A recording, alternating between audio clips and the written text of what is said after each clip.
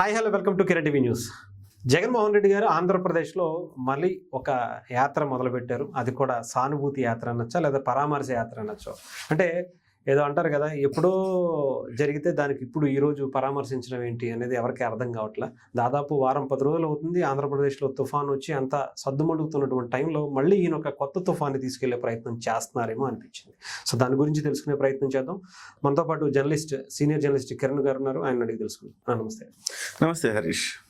ఒక తుఫాన్ వెళ్ళిపోయింది, కొంత ప్రశాంతంగా ఉంది, ప్రాణ నష్టం జరగలేదు అని ఊపిరి పీల్చుకునే లోపే జగన్మోహన్ రెడ్డి గారు ఆంధ్రప్రదేశ్లో అడుగు పెడుతున్నారంటేనే భయం వేసేటువంటి పరిస్థితికి వచ్చి ఈ భారతదేశంలో సానుభూతి అనేదాన్ని ఒక బ్రహ్మాస్త్రంలాగా మలుచుకొని వాడుకున్న ఒక తెలివైన నాయకుడు ఎవరైనా ఉన్నారంటే జగన్మోహన్ రెడ్డి గారు అని చెప్పాలి. జగన్మోహన్ రెడ్డి గారికి అదొక పండుగ. ఏదైనా ప్రకృతి విపత్తు వచ్చినా, అంటే ఆయన ప్రతిపక్షంలో ఉన్నప్పుడు, ఆయన అధికారంలో ఉన్నప్పుడు కాదు, ఆయన ప్రతిపక్షంలో ఉన్నప్పుడు ఇలాంటివి ఏమైనా ప్రకృతి విపత్తులు జరిగినా లేకపోతే ఇంకోటి జరిగినా ఆయనకు ఒక ఆనంద డోలికల్లో తేలియాడతారు ఆయన. సో ఆయన ఇవాళ తగుదనమ్మా అంటూ ఇప్పుడు వెళ్ళారు. ఇప్పుడు కాదు కదా వెళ్ళాల్సింది, అంతకుముందే వెళ్ళి ఉండాలి. సరే వెళ్ళలేదు. అసలు ఏం చేయాలి తెలుసా హరీష్? ప్రతిపక్షం అంటే ప్రభుత్వం వెళ్ళలేని చోటుకు కూడా ప్రతిపక్షం వెళ్ళి, అయ్యా ఇక్కడ ఇలా ఉంది, ఇక్కడ పరిస్థితిని మీరు పరిశీలించండి అంటే కావాలని విమర్శలు చేయటం కాదు. నిజంగా ఎక్కడెక్కడ సహాయం అందలేదు, ఎక్కడెక్కడ ఇబ్బందులు ఉన్నాయి, ఎక్కడెక్కడ ల్యాబ్స్ ఉన్నాయి, ప్రభుత్వం వెళ్ళలేని చోట, ప్రభుత్వం వెళ్ళని చోటకి ప్రతిపక్షం వెళ్ళి ఈ తప్పులను ఎత్తు చూపించి ఇక్కడికి రండి అని చెప్పి, మళ్ళీ మనం రాజకీయాలు చేయడం కాదు నేను అంటున్నా. ఇగో ఇక్కడ ఈ రకమైన పరిస్థితి ఉంది, ఇక్కడ సహాయం అందలేదు, ముఖ్యమంత్రి గారు ఇక్కడ ఇది చూడండి, చాలా హుందాతనంతో సద్విమర్శలు చేయొచ్చు. అలా కాకుండా ఇప్పుడు వెళ్ళిపోయి నేను వాళ్ళని వీళ్ళని పరామర్శిస్తా అంటే ఆయన ఎలా అంటే గత నుంచి కూడా మనం చూసాము. 2009లో జగన్మోహన్ రెడ్డి గారు పాదయాత్ర, రాజశేఖర రెడ్డి గారు చనిపోయిన తర్వాత పాదయాత్ర ప్రారంభించిన తర్వాత మనం చూసాం. ఆయన 700 మంది రైతులు చనిపోయారని చెప్పి దాదాపు 350-400 మందికి వెళ్ళి పరామర్శించి ప్రతిదీ ఒక ఈవెంట్గా ఆయన మార్చుకున్నారు. అప్పట్లోనే మీరు గమనిస్తే అప్పట్లో జగన్మోహన్ రెడ్డి గారు కారు దిగుతున్నారన్నా, రైలు దిగుతున్నారన్నా విపరీతమైన జనసందోహం వచ్చేది. నేను చాలా ఆశ్చర్యపోయాను, ఏంట్రా కొట్టేసుకుంటున్నారేంట్రా, ఎవర్రా ఇతను? రాజశేఖర రెడ్డి కొడుకే కదా. మరి రాజశేఖర రెడ్డి కొడుక్కి ఇతనేమైనా సినిమా యాక్టర్ కాదు కదా. సినిమా యాక్టర్కి అయితే సహజంగా ఆ క్రేజ్ ఉంటుంది, చూడడానికి వస్తున్నాను. కానీ రాజకీయం కేసీఆర్ కొడుకు కేటీఆర్ వెళ్తే రావట్లేదే అంత జనం, తెచ్చుకోవట్లేదు. ఆయన కూడా ఉద్యమకారుడు. కేసీఆర్ అంటే తెలంగాణకు ఒక జాతిపితలాగా.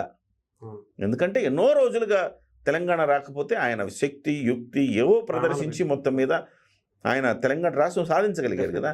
ఆయన కొడుకు కూడా ఎంతకు మించి ఉండాలిగా. సో లేదే. మరి రాజశేఖర రెడ్డి కొడుకు ఎందుకు వస్తుందంటే ఇదంతా కూడా ఒక వ్యూహాత్మకంగా చేసుకునేవాడు. నేను వెళ్ళేటప్పటికి జనం బాగా వచ్చేది ఉండాలన్నా, ఇది నీ టార్గెట్. కొట్టుకుపోవాలన్నా అక్కడ నా కోసం, నా కరచాలనం కోసం, అందరు ఇట్లా టచ్ చేయడం కోసం కొట్టుకుపోవాలన్నా, ఆ రోజు మొదలుపెట్టిన ఈ డ్రామా ఇవాళ వరకు స్టిల్ కొనసాగుతూనే ఉంది. అదే ఫార్ములా. ఎవరికైనా అతను ఇచ్చే లక్ష్యాలు ఏంటంటే, నేను వచ్చేటప్పటికే జన సమీకరణ, నన్ను కలవటానికి, నన్ను చూడటానికి తప్పించిపోయే వాళ్ళు జనం, అట్లాంటి వాతావరణాన్ని క్రియేట్ చేయాలని చెప్తారు. అలాంటి వాతావరణాన్ని ఆ రోజు నుంచి ఇవాళ వరకు క్రియేట్ చేస్తున్నారు. అది ఎక్కడికి దారి తీసిందంటే చివరికి ప్రజల ప్రాణాల మీద వస్తుంది. లాస్ట్ టైం ఏం జరిగింది, ఒక వ్యక్తి సింగయ్య అనే ఒక వ్యక్తి మీదకి బండి ఎక్కిచ్చేసి, అతను బండి ఎక్కిచ్చేసారు, తీసి పక్కన పడేశారు. తీసుకెళ్ళి బతికేవాడేమో, అది కూడా చూడలేదు. అంటే ఇంత పైశాచికంగా ఒక పర్యటనలు చేయటము, దండయాత్రలాగా చేయటము, ఇది అలవాటుగా మార్చుకున్నారు జగన్మోహన్ రెడ్డి గారు. అంటే ఏంటి, ఏమనుకోవాలి, అబ్బా ఇప్పటికి కూడా ఓడిపోయినా కానీ జగన్మోహన్ రెడ్డి క్రేజే తగ్గలేదయ్యా అని అనుకోవాలి. సో ఆ రకంగా అనుకునేందుకు ఒక వ్యూహాత్మకంగా చేసే ఒక ప్రయత్నం. సో జగన్మోహన్ రెడ్డి గారు మొన్న కూడా ఆ రకంగా సింగయ్య మృతికి కారణమయ్యారు. ఇవాళ కాన్వాయిల్ ఢీకొన్నాయి, రేపు ఇంకేమన్నా జరుగుతుందా? సో మొత్తం మీద జగన్మోహన్ రెడ్డి గారు ఈ రకమైన ఒక డ్రామాటిక్ పర్యటనలు ఆపాల్సిన అవసరం ఉంది. ప్రజాస్వామ్యంలో మీరు చాలా ఏ ప్రభుత్వము హరీష్ 100% ఏ ప్రభుత్వం పని చేయలేదు. 100 మంది 100% సంతృప్తి లెవెల్ని ఏ ప్రభుత్వం తీసుకురాలేదు. మీకు మహా అంటే ఒక 70% మంది సంతృప్తిగా ఉండేలా చేస్తే చాలా గ్రేట్. ఒక 60-70% మందిని చూసుకోగలిగితే చాలా గ్రేట్. మిగతా 25-30% మందిని ఎవరు సంతృప్తి పరచలేరు. అంటే ప్రతి చోట ఎక్కడో దగ్గర ఒక లోపం జరుగుతుంది.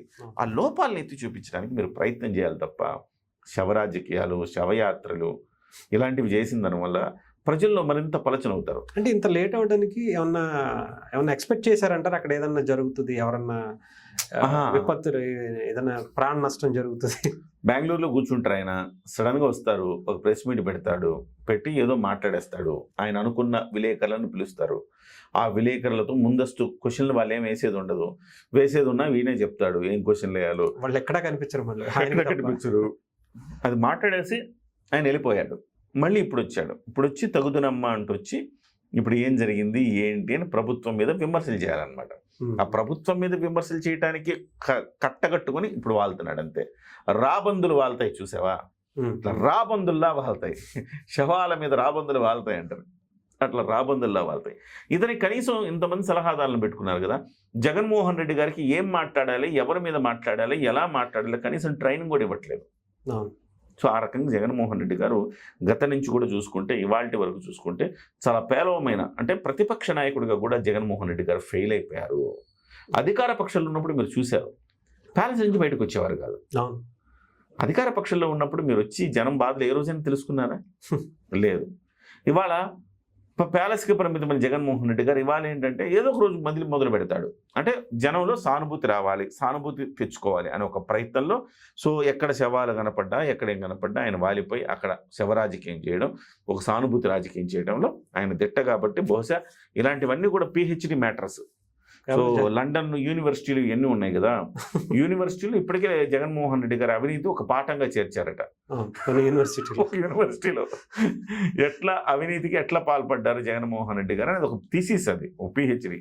సో అట్లానే ఎట్లా సానుభూతి రాజకీయాలు ఎట్లా చేయొచ్చు, వాళ్ళ నాయన చనిపోయినా కానీ 2009లో చనిపోయినా కానీ 2019 వరకు సానుభూతిని కొనసాగించడం అంటే మామూలు విషయం కాదు. 10 ఏళ్ల పాటు అయ్యో బిడ్డ మా జగనన్న బిడ్డ, అయ్యో అన్యాయం ఇప్పుడు మా బిడ్డ, ఒక్కసారి ఓటేద్దాం అనుకుని పాప అమాయకులు అందరూ వెళ్ళిపోయి ఒక్కసారి అని చెప్పేసి ఓట్లేశారు. సస్టైనబిలిటీ తీసుకొచ్చాడు చూసావా, అందులో జగన్మోహన్ రెడ్డి గారు బాగా తిట్ట.